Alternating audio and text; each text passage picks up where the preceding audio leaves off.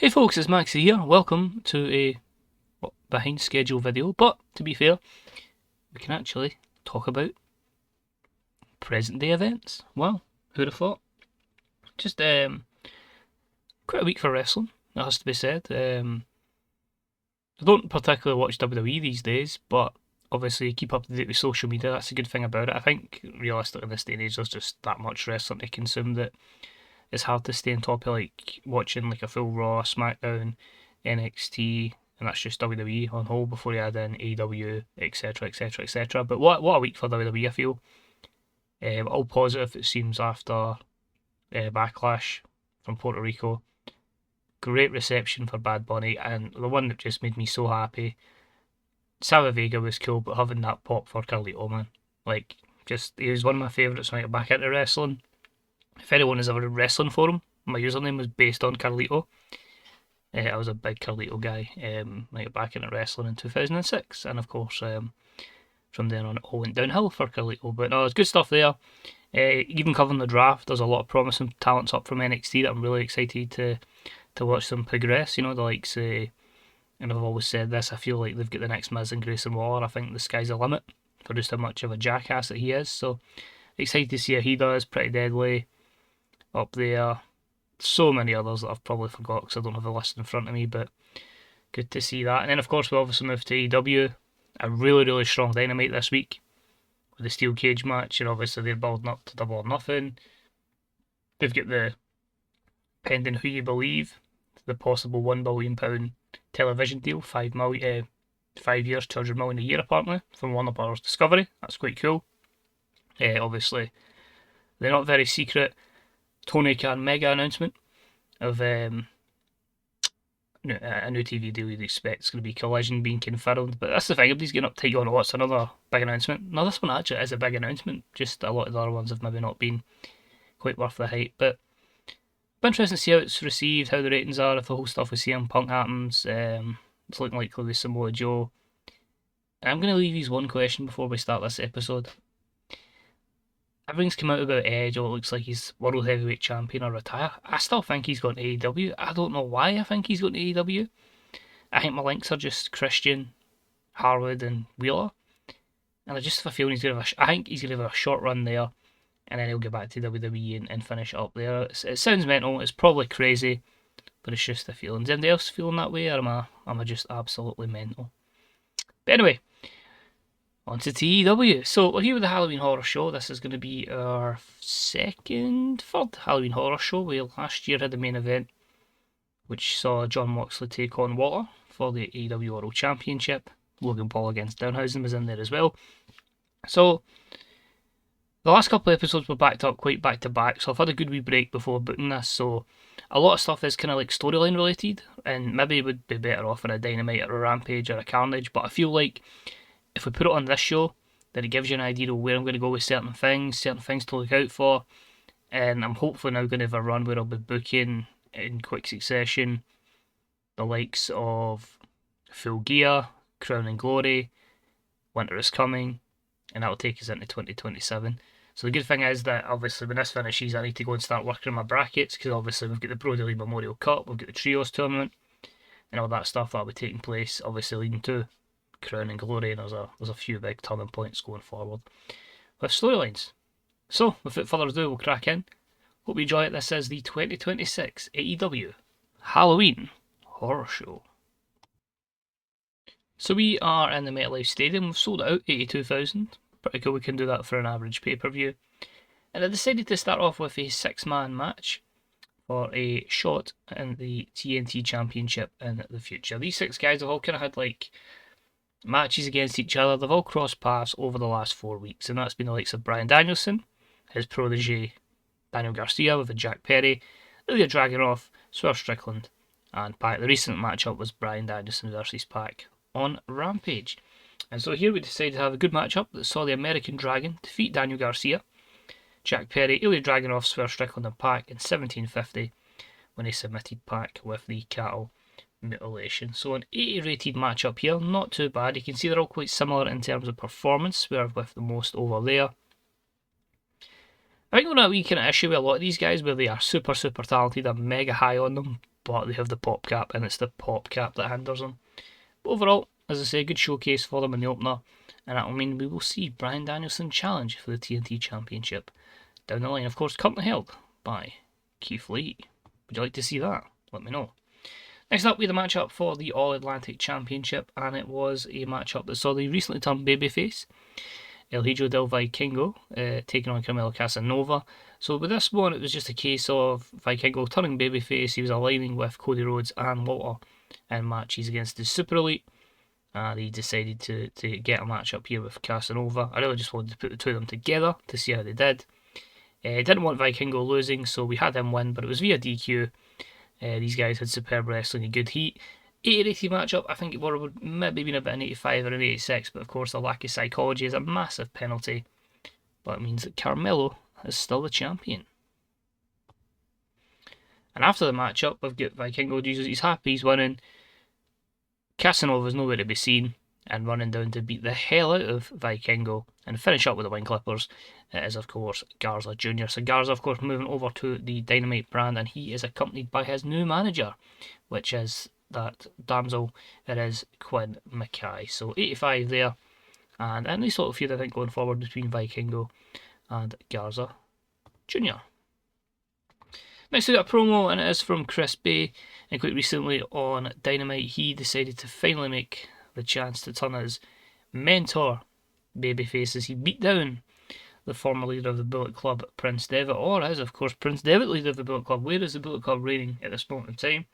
Remains to be seen, but it's just setting up for their matchup tonight, and that's a 72 rated matchup. He said he learned a lot, but it's time for him to just flourish as his own man and show that Devitt was just holding him back and that he is past it. And the matchup itself, good heat, decent wrestling, and Chris Bay defeats Prince Devitt in 12-15, illegally using the ropes for leverage. So 75, not too bad there. Chris Bay off his game, but of course the younger talent has to go over. And where Bullet Club goes from here, if it ceases to exist, we'll find out in the upcoming weeks. AKA, I don't know. Backstage we see Wardlow and Randy Orton just kind of like a bit of a confrontation, but we don't really see much of it. It's more the end of it, and it's just Randy Orton saying, think about it, and he just keeps kind of like making that kind of, I don't know how Andy would do it, that kind of way he tenses up and all it's in somebody's face. But a 74 there is Wardlow and Randy have a bit of a heated confrontation. We then move on to a matchup for the AEW Women's Tag Team Championships, and we had the champions Veronica, who is under an offer from WWE, because I only put it as a handshake deal, because I don't know why I'm saving money. I don't need to save money, but it's basically a case of letting the workers work out whatever else they want, apart from obviously where they can get an exclusive deal. And then when that happens, I just need to lock them down to a big, massive contract, but money's not an issue, so it's fine. But Veronica and Simone defeat Shotzi Blackheart and Lacey Ryan at 8-16, when Veronica pinned Lacey with the locked roof slice. Fourth defence, nice simple win there. 61 overall, Veronica, she's starting to get all of her stats into the 30s. But as I say, it's just that psychology, the sex appeal, the star quality is all in the 90s, which she can be a proper mega star. Hype package showing Keith Lee doing a bit of training as he prepares to defend the TNT Championship tonight in an Insanity Asylum. So we're having a cinematic matchup for the TNT Championship between Keith Lee and the ever-dangerous Malakai Black. So it just shows Keith Lee mentally preparing for this matchup. It is your co-main event tonight, so you get second from last match, 72 for that. I then had a matchup that had some good heat and decent wrestling, although they didn't click. And it saw Richard Holiday defeat Isaiah Cassidy in 10-11 with 2008. Just a 63 here, obviously hampered by that. It seems like it's a random match put together. There's so much meaning behind this. Just trust me. Remember this match, because it's going to lead to a few things down the future. So 63. Not tonight, but eventually. Randy Orton then cuts a promo with Richard Holiday. They've had a loose alliance over the last couple of weeks and months. And it's just Randy just saying, if you just look at this guy, he is the future of this business. It's time someone really gets behind him, and he can be something special here. Both of them just stand there smirking. And it's a 79 rated segment. So that's good. Richard Holiday there was working superbly without a script. We then moved on to a matchup for the Evolve Championship, and picking up some wins on the Carnage brand has been Claudio. And it was a good matchup here, but Brody King defeats Claudio in 12:20 with the Gonzo Bomb. And it's his 4th defence of the Evolve Championship. 70 overall, Claudio off his game. He has been hammered by a physical decline, which you think about it is mental because the guy is one of the most physically gifted guys there is in wrestling. Like, some of the feats of strength he performs are borderline ridiculous. But Brody retains and he stays the Evolve champion. We then cut backstage. We cut to Adam Cole alongside Jay White, Hangman Adam Page, and the Young Bucks, of course, the Super Elite. And I'll talk about tonight's main event with the consequences that we have accompanying it. So obviously tonight is going to be Cody Rhodes teaming with WALTER to take on Jay White and Adam Cole. Where the ruling is, if Adam Cole and Jay White lose, they can never interfere with Cody, they can't interact with him, or they will be sacked on the spot. So it's just them basically saying, we've got to beat him. We've got to make sure we can make his life a living hell. Make sure you get the plan. Hangman says, don't worry, I've got it. 70. And they put their faith in Hangman. Then we've got a little promo here. This is Mercedes Moné alongside Rina Yamashita. So a lot has actually taken place in the last couple of weeks. So basically, Rina was then beaten down by Mercedes Moné after she'd beaten down Mayu Iwatani, which sounds a bit confusing, my heel on heel violence. Where Mercedes says she done it to basically show to Rina she needs that nasty streak. It's good what she done to Mayu, but she needs to be nastier. And then she kind of took it as like a case of, do you know what? She's beaten the respect into me. It's like, yes, I can do this. I can be even more vicious. So they've had like a loose alliance as well.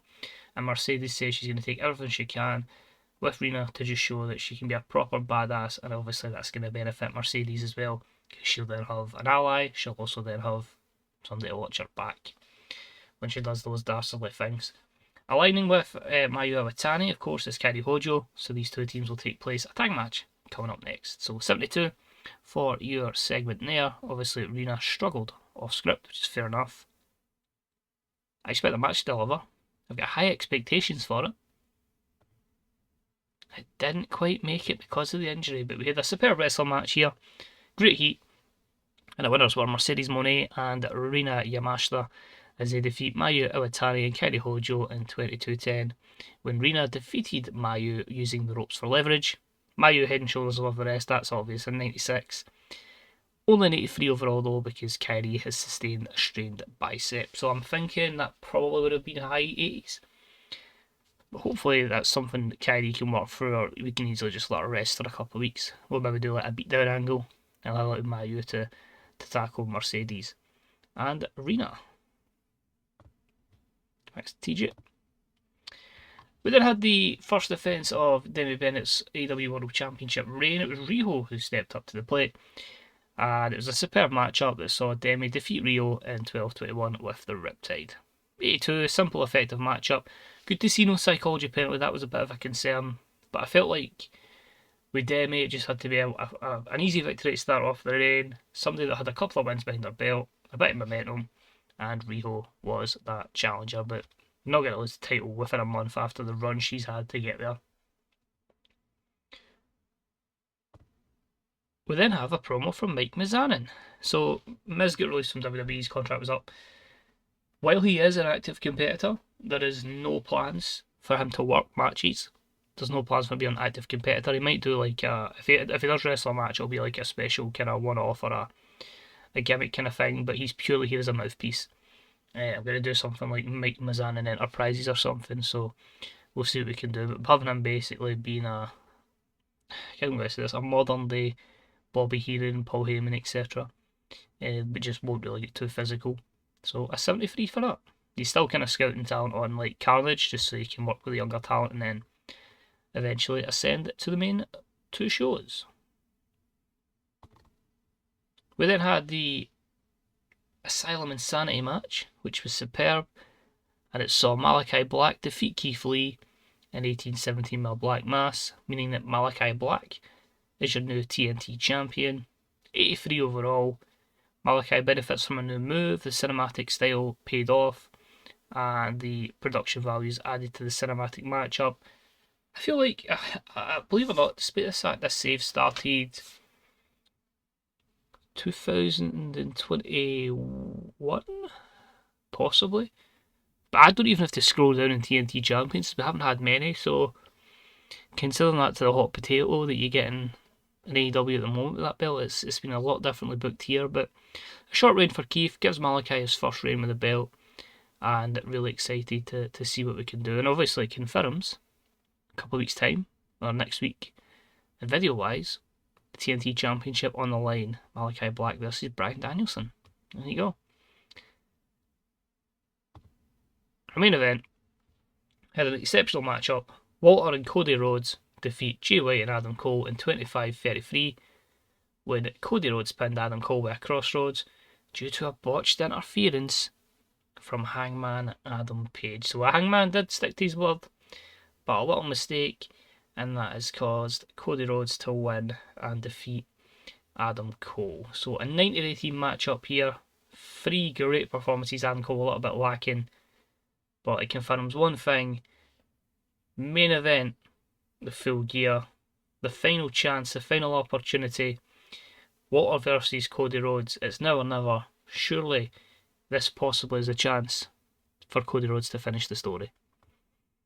So overall, a 95 because of the boosts that we get. We didn't really have too much of a strong promo. In fact, our main angle was actually Garza versus Vikingo. But you see there a lot of stuff obviously moved along. A few things built towards Full Gear. And a lot of stuff that will be a hint hint, wink wink. And you'll see it play out over the next couple of months. So thank you very much for watching. Hope you enjoyed it. I say next week will be Full Gear. They'll move on to Crown and Glory. Winter is coming.